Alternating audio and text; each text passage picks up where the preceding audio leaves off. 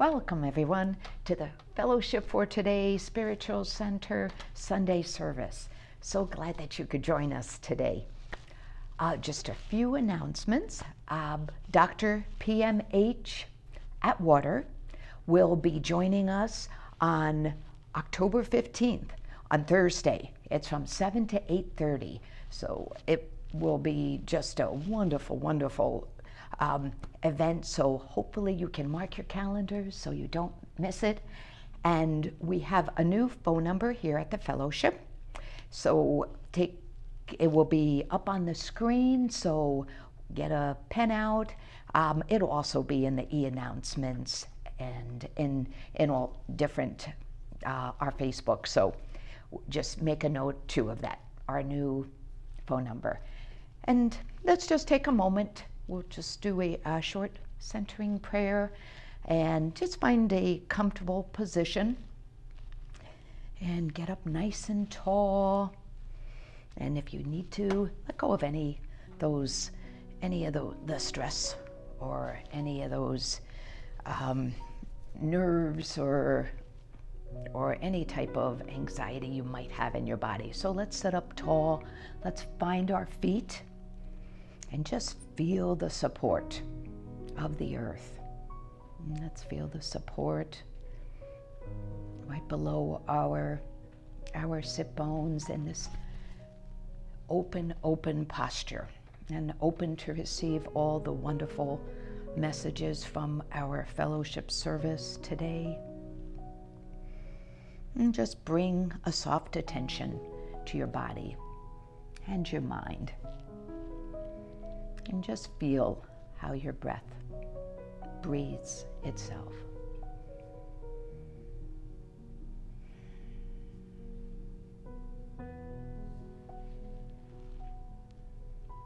And just allowing your body and mind to settle and calm more and more with each breath.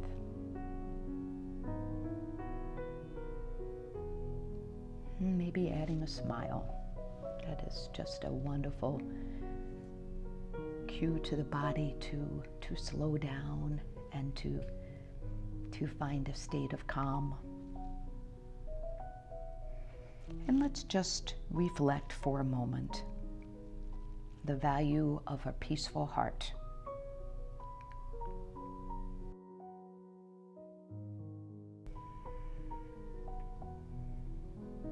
And truly just letting all of the tension or fear drain down into our beloved Mother Earth.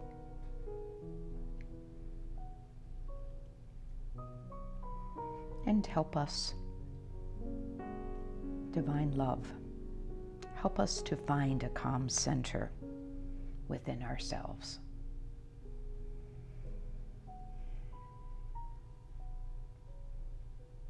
Help us to remember our wholeness, our divine nature,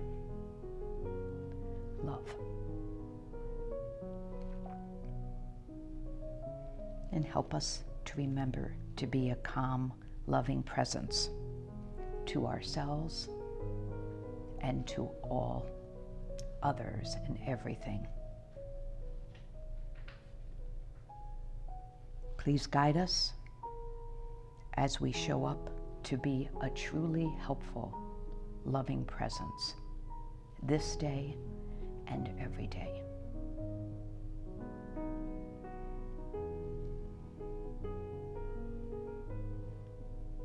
And so it is. And I'd like us to just to keep this wonderful calm feeling as we remember our beloved fellowship family members, David Dubuque and Tim Bay.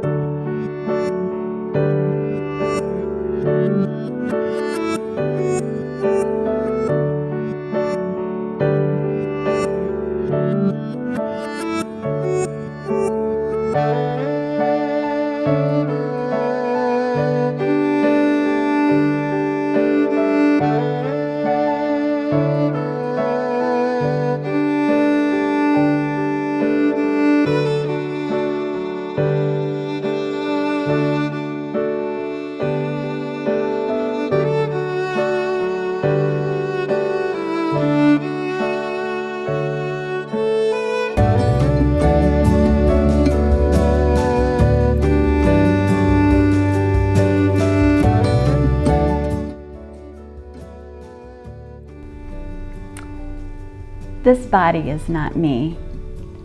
I am not limited by this body. I am life without boundaries.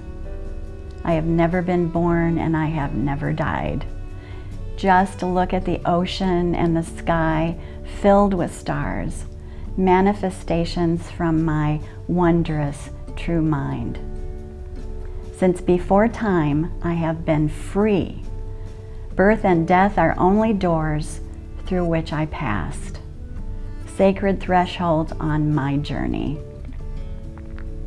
Birth and death are a game of hide and seek, so laugh with me. Hand. Let us say goodbye. Say goodbye to meet again soon.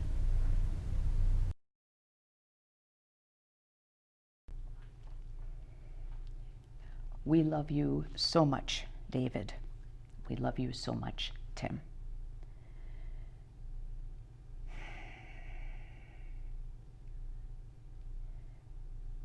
And next, we want to spend a moment to appreciate all that we have here at the fellowship, and we will bless our tithes and offerings.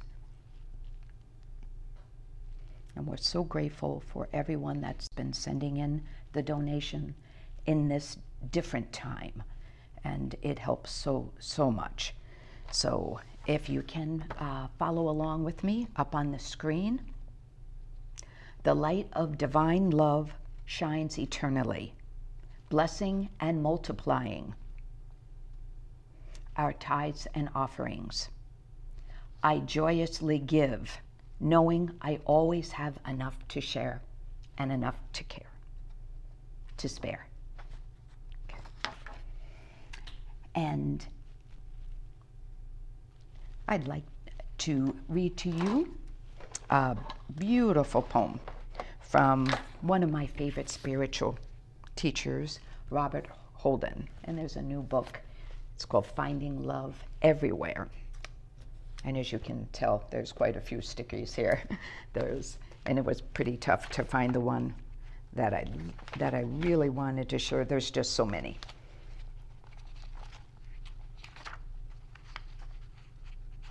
Here it is, and it's called Love's Prayer. Beloved one, you cannot judge yourself and know who you are.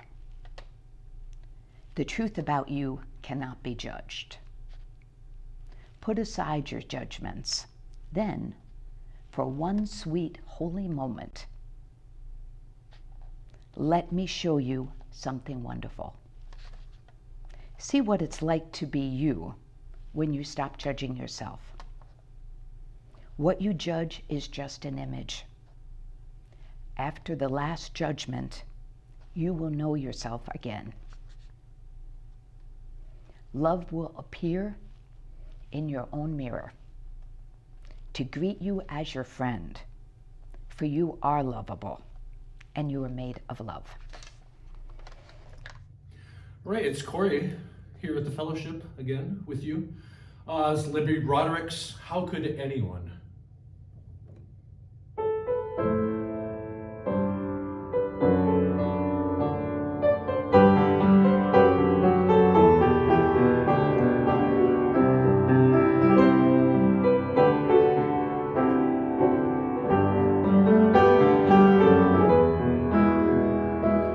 How could anyone ever tell you you were anything less than beautiful?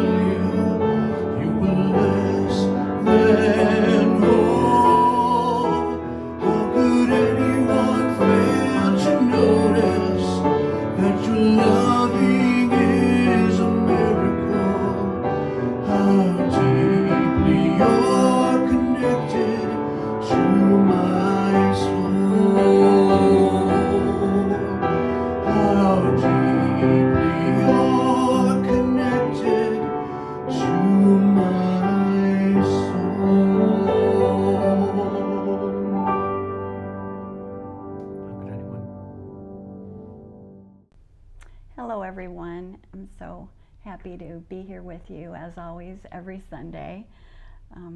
I first just have to say a few words about the beautiful song that Corey sang earlier. I asked him to do that specifically, and when I think of those words and listen to that beautiful music, I think of our in-person meetings when we would sing that song together, and each of us would find a partner and just look into each other's eyes as deeply as we could and sing that song to each other. And I just remember that there were lots of eyes filled with tears. There was just so much love, energy, going back and forth between the partners. It's such a beautiful song and such a beautiful thing to remember, that we are always beautiful and worthy. So thank you, Corey, for sharing that with us today. I know many of you saw the video that we put together of all of our cute little pets that we shared during the animal blessing. And just a reminder that if you didn't have a chance to watch it, or if you would like to watch it again, it's available on the Facebook page, on our Fellowship YouTube channel, and on the Fellowship website. And even if you didn't have a pet represented, it is really, really worth watching. It is just so sweet. Every time I watch it, and I have watched it many times, I find myself now going back to watch it just for the feeling I get when I watch it. I started noticing that as I'm just seeing this parade of little sweet souls and listening to that music and thinking about the pet parents of all these little sweet things, I just was filled with joy, like just vibrating with joy. And so I've gone back to watch it quite a few times. I'd like to ask you to find that something that fills you with joy. Maybe it's not looking at animals, but maybe you have a grandchild or grandchildren, or a child that when you look into their eyes, you just feel so full of joy and love. This morning I saw a post on Facebook of someone who was posting a picture of their grandson, and it said, I love my grandson so much I feel my heart will burst. And that's what I'm asking you to try to capture right now. So when I felt this love and joy watching the photos of the animals go by, I had a thought. What if we were all to feel this way when we look at ourselves in the mirror? I know when I first said that out loud, it sort of took me aback. And I thought, oh, wow, that would really be not only amazing, but it would also probably take some effort. What if we were able to see ourselves in the mirror every day the way our Source sees us, in alignment with our inner being as our inner being sees us. Our inner being sees us as precious and treasured and worthy and valued, and most importantly, loved beyond description. When we look in the mirror at ourselves, at our beautiful faces, can we see the vastness of our true nature? Our true nature that is beyond the limits of space and time. Just opening our hearts beyond what we know on this earth in these human suits. A Course in Miracles teaches us that we give meaning to everything we see. We give it the meaning. And we can always choose to see differently. So whatever we see in the mirror now, if it's less than pure love, we can change the way we see ourselves. Abraham tells us that it's not until we look in the mirror and love what we see that what we see in the mirror will change. Abraham is recommending to us that we accept ourselves completely and totally just as we are right now, with no exceptions. So not finding any place within our thoughts, our beliefs, our physical being that isn't fully and totally accepted with love. Not thinking about the few gray hairs, not thinking about extra pounds, not thinking about wrinkles, not thinking about what I should have done, what I should be doing. No judgment at all, just beautiful, divine beings that we are. I think we've all likely heard a quote like this one. This particular one is from Wes Angelozzi, and he says, "Go and love someone exactly as they are, and then watch how quickly they transform into the greatest, truest version of themselves. When one feels seen and appreciated in their own essence, one is instantly empowered." Experience when someone loves us in this way. But I want to remind us that the world reflects back to us what we project into it. So I would offer this version of that quotation. First, love yourself exactly as you are, and then watch how quickly you transform into the truest, loving version of you. And it is from this space that we can truly love others exactly as they are.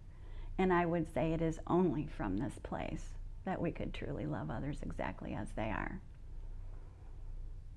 So we need to ask ourselves, what kind of love do we want reflected back to us? And every time we find ourselves judging or criticizing ourselves or others, we can use it as an opportunity, as a reminder that we probably haven't fully accepted ourselves in some way, in some area of our lives. When we depend on the energy of others to build us up, we start living to please, and we don't live authentically from our hearts. We begin to accept what others tell us is possible for us and what is right for us. We all know that there's this vulnerable small child in us all. And that small child might be either longing for love that they didn't receive at all, or didn't receive the way they hoped to. Or that child might just be missing the love that they did receive when they were younger and vulnerable and, in the care of their loved ones. But we can give that gift to ourselves. There's a power in you that can move mountains. And no amount of approval from others will ever set loose the inspired potential you already possess. You have the power to turn pain into relief, disconnect to union, and ultimately fear into love. And when we do this, love spontaneously arises from knowing that the same life flows through all, and we are all that life. When we just love, then love is reflected back to us in the purest and truest form. So it's important to remember that it may not be expressed back to us in the way we expect it to, or from whom we expect it, but it will most certainly be reflected back to us. So let's just expect it however it comes and from whomever it comes. So let's also think, speak, believe, and act for ourselves, as your inner being does, in alignment with. And we start from right now. In this present moment, everything is made new. Let go of what you thought life would be and find joy in the life that you're living. How often do we look back over our lives and say, oh my gosh, I never thought things would be this way. I never thought I would be without a partner right now, or I never thought I would be living in this situation I am right now, or doing this job that I'm doing right now. But if we have those thoughts active in our minds, then we have resistance in our bodies and in our minds and in our hearts. And that keeps that flow of well-being and love from its full potential. No matter what, in this holy instant, we can choose again. Right now, it's our choice. So I invite you to make a practice of bringing into your awareness as often as possible this statement: you are a divine, eternal, spiritual being, one with God, a wellspring of unlimited, unconditional love and well-being. And as our consciousness expands in this knowing, we are inspired to divine ideas, and love-inspired action always follows. And this is where we find peace and love in our hearts. So thank you so much. I appreciate you, and I look forward to seeing you next Sunday. Okay, thank you everyone for such a wonderful, wonderful service, and especially for everyone who is here. Corey, the song was just so beautiful. Oh, just touches, I know, all of our hearts so deeply, deeply. Oh, how beautiful. Thank you. And Mary, thank you so much for that wonderful message of love, that self-love. And that love-inspired action. Just valuable, valuable words and meaning. So I'm just so appreciative for everyone here. And let's now join together for our peace circle. And stand up if you'd like, if you're able. Maybe hold the hands out and really feel our neighbors. Feel that loving touch. Feel that loving presence that has been generated here today. And we'll end with our closing blessing, which you'll find on the screen. Thanks.